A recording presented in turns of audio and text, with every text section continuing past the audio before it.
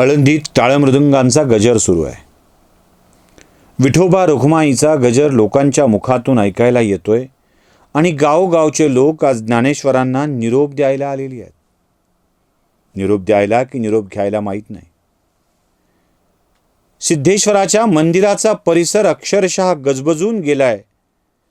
वेगवेगळ्या पुष्पमाला आणि ज्ञानेश्वरांना वंदन करणाऱ्यांची रीघच तिथे लागली आहे. सिद्धेश्वराच्या मंदिरात हे काय घडत होतं? काही वर्षापूर्वी ज्या पोराला संन्याशाचं कार्ट म्हणून अवहेलना सहन करावी लागत होती, त्याच्या जोडीत भिक्षेचे 4 दाणे टाकायला सुद्धा आळंदीकर नाही म्हणत होते. ज्याचं दिसणं आळंदीकरांच्यासाठी अपमानास्पद वाटत होतं, त्या ज्ञानदेवांच्यासाठी आज प्रत्येक आळंदीकरांच्या मनात आसव होती. इंद्रायणी दुथडी भरून वाहू लागली होती. इंद्रायणी जणू ज्ञानदेवांच्या पावलांना स्पर्श करायलाच निघाली होती. ती स्वतःच उफाणलेली होती की आळंदीकरांच्या आसवांचा पाऊस त्या इंद्रायणीचं पाणी वाढवत होता. माहीत नाही, पण इंद्रायणी पूर आलेली होती आणि इंद्रायणी वाहत होती कळकळ कळकळ. तिच्या लाटांनी ज्ञानदेवांच्या चरणाला स्पर्श करण्याचा प्रयत्न केलाय. इंद्रायणी जशी वाहत होती तशी आळंदी ही आज वाहतीच होती. याच सिद्धेश्वराच्या मंदिरात कितीतरी वेळेला संन्याशाचं पोर म्हणून ज्ञानदेवांना हिणवल्या गेलेलं होतं.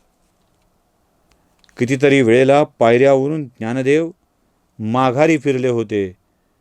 त्या आळंदीच्या पायऱ्यावर आज उभं राहायलाही जागा नव्हती, कारण ज्ञानदेव आज समाधिस्थ होणार या एका भावनेने अवघी आळंदी आणि आजूबाजूचा परिसर सगळा तिथे लोटलेला होता.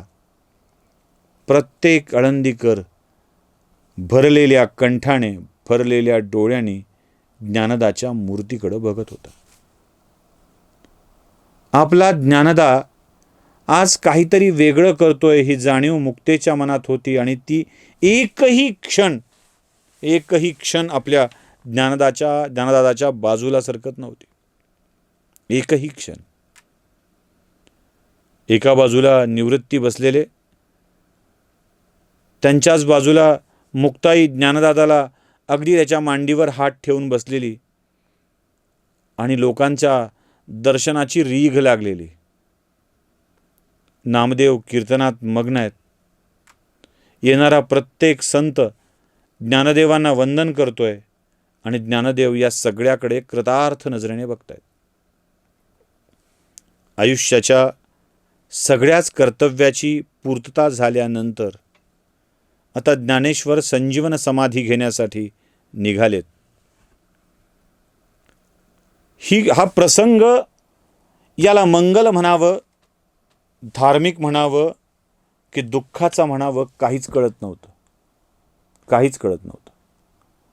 आळंदीतला प्रत्येक माणूस हुंदका आवरतच या सगळ्या प्रसंगाकडे बघत होता. नामदेवांनी जबाबदारी नामदेवांच्यावरतीच.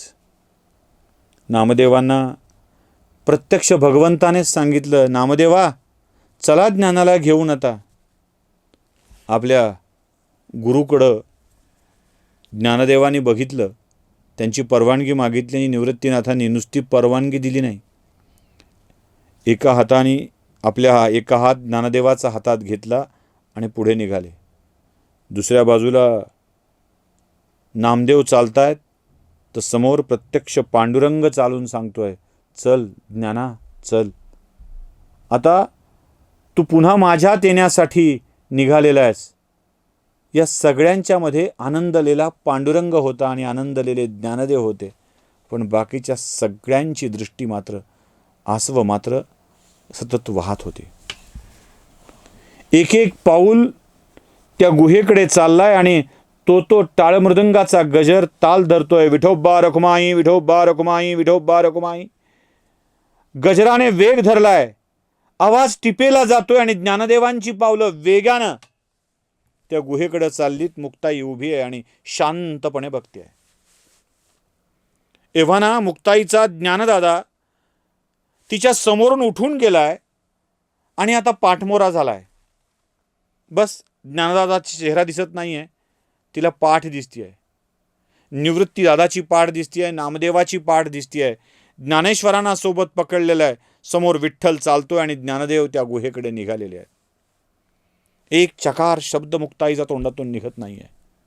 एकही क्षण अगदी डोळ्याची पापणी सुद्धा मिटली नाही पाहिजे इतक्या भावनेने ती ज्ञानदादाकडे बघतेय. पापणी पडलीच नाही पाहिजे, कारण तेवढासा निमिष सुद्धा माझा ज्ञानदादा माझ्या नजरेच्या आड होईल हे मुक्ताईला कळत आहे.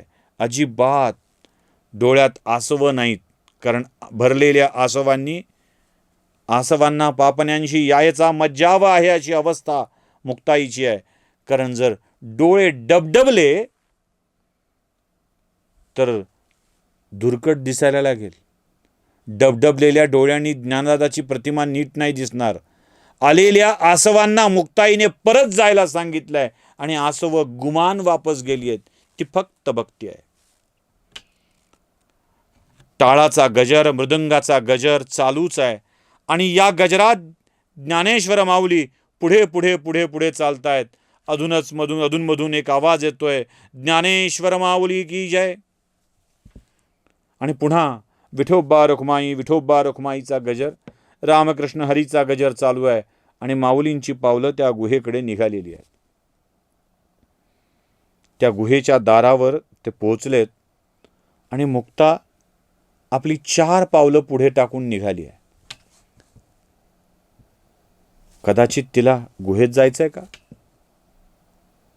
4 पावलं पुढे गेले, थांबली आहे, जाग्यावर थांबली आहे. आणि मग गुहेच्या दारातून नामदेवानी आणि निवृत्तीनी ज्ञानदेवांना आत नेलंय.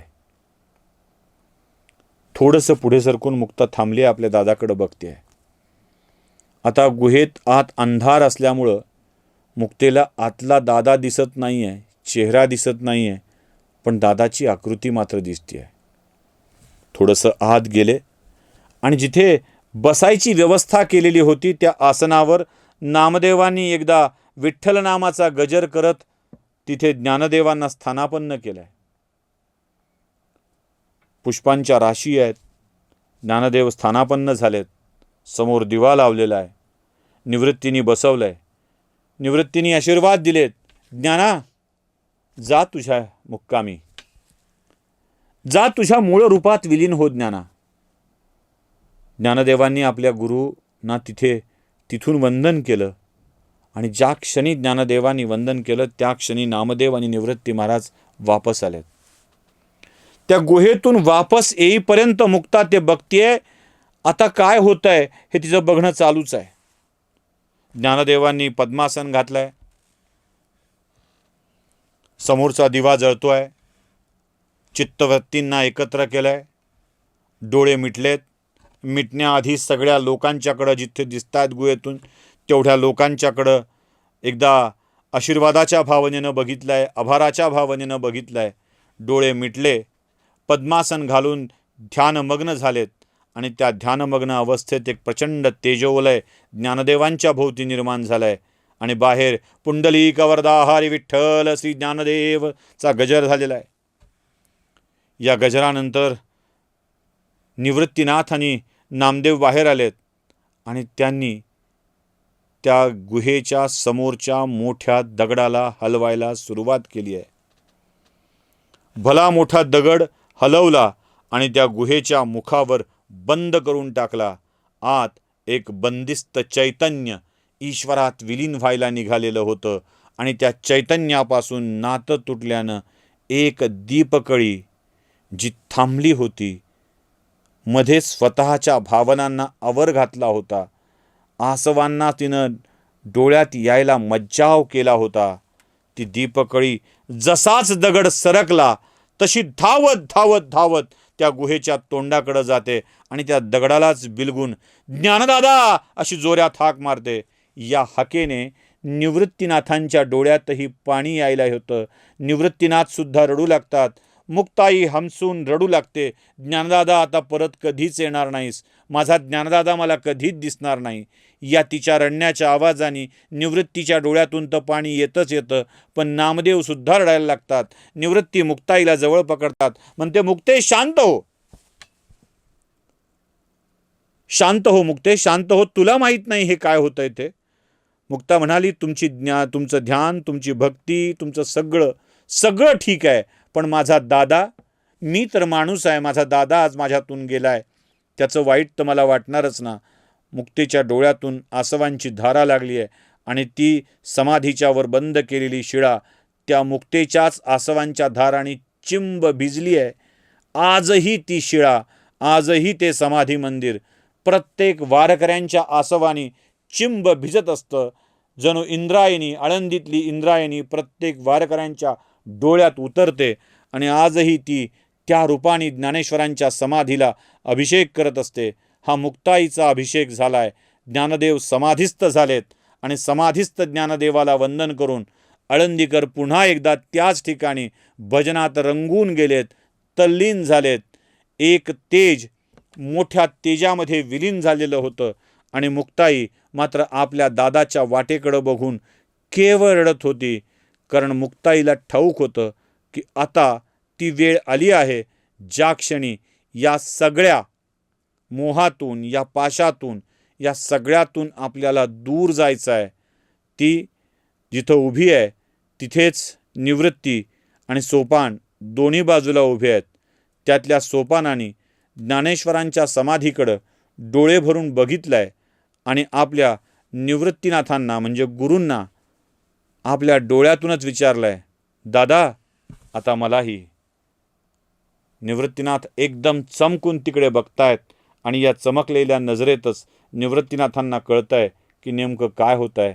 सोपाना तू सुद्धा.